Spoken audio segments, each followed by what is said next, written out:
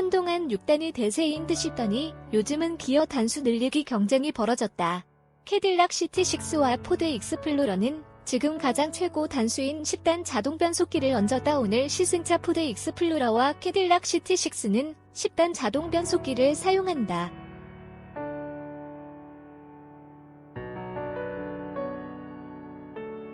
불과 몇 년 전까지만 해도 10단 변속기는 상상하기 어려웠다. 자동 변속기의 시초는 1939년 GM에서 내놓은 2단 자동 변속기다.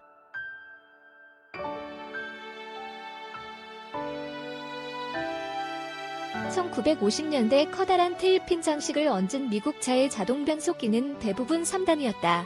언젠가 1953년형 캐딜락 모델을 타본 적이 있는데 B8O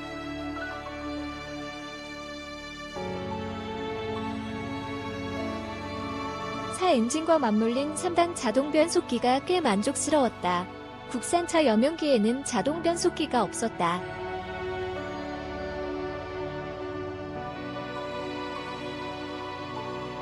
그때 자동 변속기는 수입차에나 달린 특별한 사치품이었다. 기어 변속이 저절로 된다니 얼마나 편할까? 그런 차를 모는 운전기사는 월급도 많을 텐데 운전도 편하니 좋겠다 싶었다.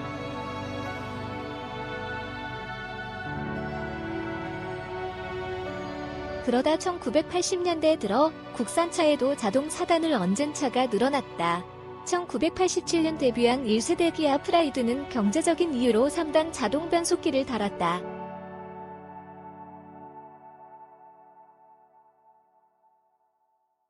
오버드라이브 4단 기어가 없어 시속 100km를 넘으면 엔진 회전수로 속도를 더해갔다. 고속에서 죽겠다고 울부짖는 모습을 보면서 뭐 이런 차가 다 있나 싶었다.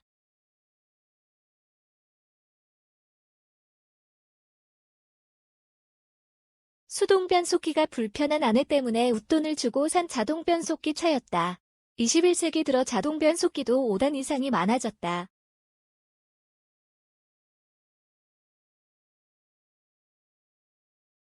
한동안 6단이 대세인 듯 싶더니 요즘은 기어 단수 늘리기 경쟁이 벌어졌다.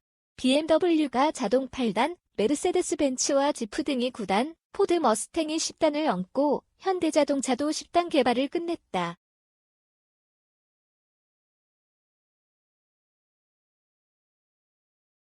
변속기는 엔진 출력을 적절히 바꿔 바퀴로 전달한다. 내연기관은 힘을 내는 회전 영역이 좁아 감속비를 이용해 출발할 땐 1단으로 토크를 크게 하고 고속으로 갈수록 기어비를 줄여나간다.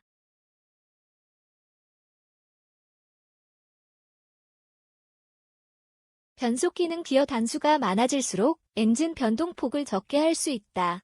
엔진의 변동폭이 적으면 변속 충격도 작아 승차감과 주행 안정성이 좋아지는 것은 물론 연비를 높일 수 있고 내구성도 좋아진다.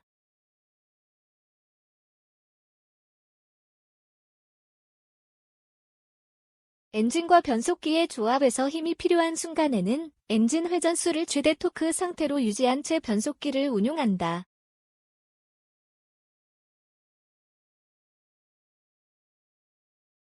정속으로 달릴 땐 엔진 회전수를 가능한 한 낮추고 운동 성능을 최대한 끌어낸다. 변속기 단수를 세분화하고 엔진 회전수를 효율적으로 운영하면 연비를 5에서 10% 높일 수 있다.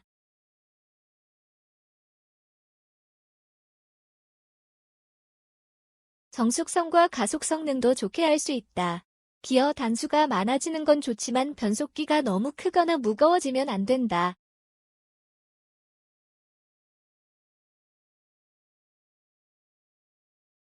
강성을 확보하면서 경량화를 이루는 게 중요하다. 제작 단가도 올라가면 부담스럽다. 그래서 보통 10단을 마지막으로 본다.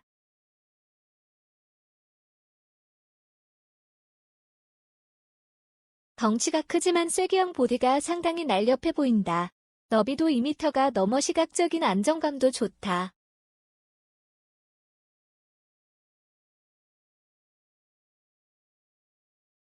GM과 함께 개발한 10단 자동 변속기는 6단과 비슷한 크기의 알루미늄 등 신소재로 경량화를 이뤘다.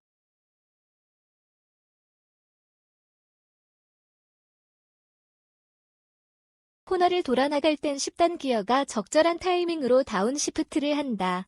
스포츠 모드에서는 기어를 오래 붙잡는다.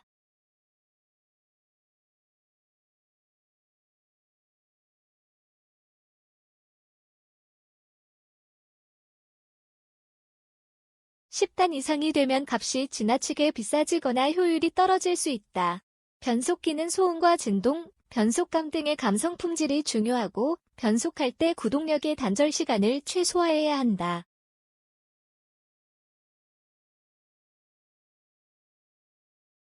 또 급하게 낮은 단으로 변속할 때 여러 단수를 한 번에 뛰어넘을 수 있어야 한다. 포드 익스플로러는 미국을 대표하는 패밀리카로 SUV 유행을 시작한 차이기도 하다.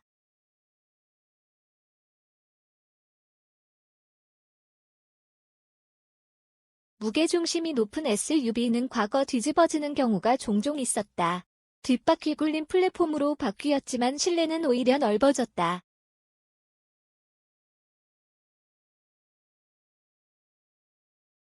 앞바퀴를 앞으로 바짝 밀어 휠베이스를 165mm 늘린 덕분이다. 201mm의 최저지 상고는 오프로드에서 충분하고 짧아진 앞 오버행은 접근각을 크게 한다.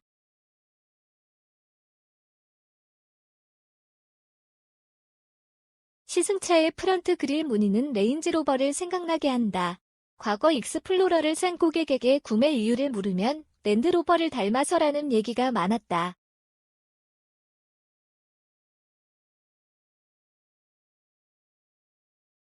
그런데 사실 랜드로버에게 플랫폼을 제공한 건 익스플로러였다. 포드는 한때 랜드로버를 소유했다. 하지만 신형 익스플로러와 랜드로버가 닮아있다는 의견은 많지 않다.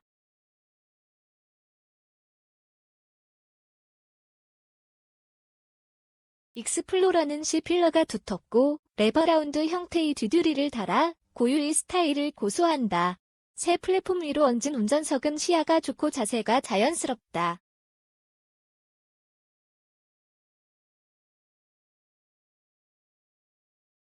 구형은 커다란 욕조에 빠진 기분도 없지 않았다. 복잡하지 않은 대시보드 버튼과 스위치가 마음에 들고 실내를 감싼 재질과 끝마무리가 만족스럽다.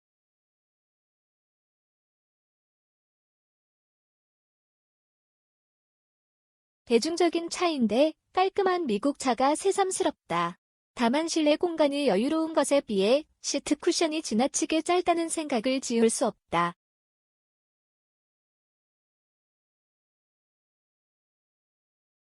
0시속 100km 가속시간이 6.81초로 2085kg의 무게를 생각하면 상당히 빠른 편이다.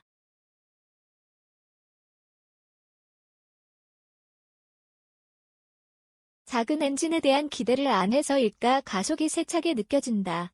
그리고 지극히 조용하다. 익스플로러는 패밀리카로 일상적인 영역에서 쓰기에 충분한 힘을 지녔다.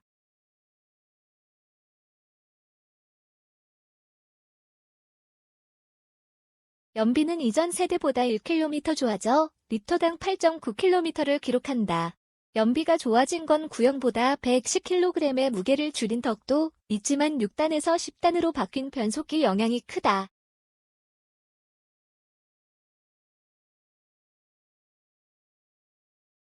운전대는 예리하고 고속에서도 안정감이 크다. 10단 기어를 얹어 효율이 좋은 젊은 익스플로러가 달린다.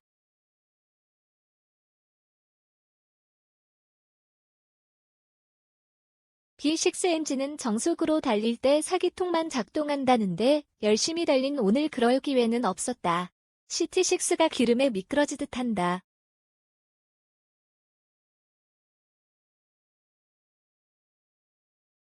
듀얼 클러치보다 빠른 변속 속도와 CVT 같은 부드러운 변속감을 자랑한다. 기어를 변속하는 순간 진동을 느낄 수 없다.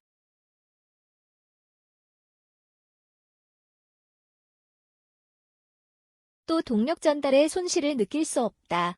가속 페달을 밟으면 한참 미끄러진 후 출발했던 과거 미국 차를 생각하면 격세지감이다.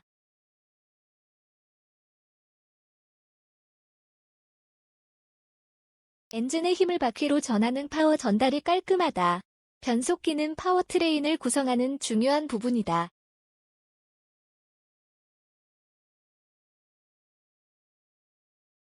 익스플로러는 변속기의 효율을 살려 자동차 전체의 효율을 개선하고자 한다. 달리는 순간 최적의 기어를 고르고 네 바퀴 굴림 시스템은 앞뒤 바퀴로 최적의 구동력을 배분한다.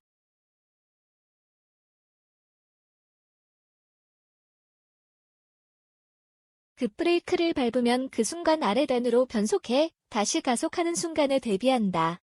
스마트한 변속기 매핑으로 중속에서 최대 토크를 끌어낸다.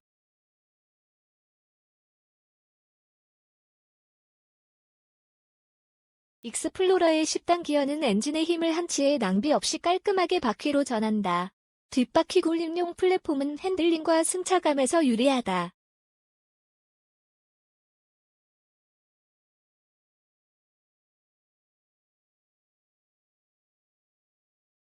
엔진을 세로로 배치하면서 운동 성능이 좋아졌다. 앞뒤 무게 배분이 나아지면서 균형이 좋아진 때문이다.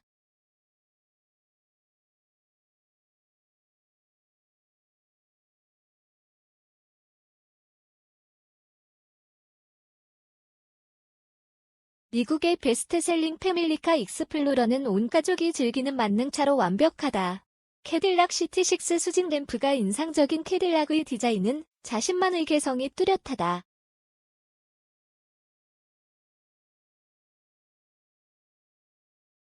각진 보디 스타일은 BMW의 키드니 그릴만큼이나 소중하다. 캐딜락은 디자인 변화가 다양해 지루함도 없었다.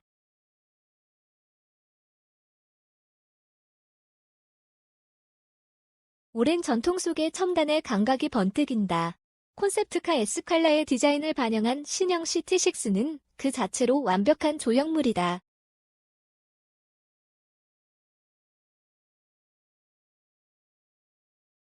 5m가 넘는 길이가 유난히 늘씬하게 느껴진다. 어딘가 영화 트랜스포머를 떠올리는 것도 같아 젊은 감각이다.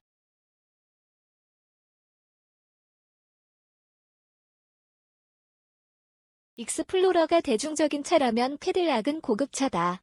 34개 스피커가 만들어내는 보스 파나레이 프리미엄 오디오를 즐기며 뒷자리에서 리클라이닝 시트에 마사지를 받고 커다란 스크린으로 영화를 감상한다.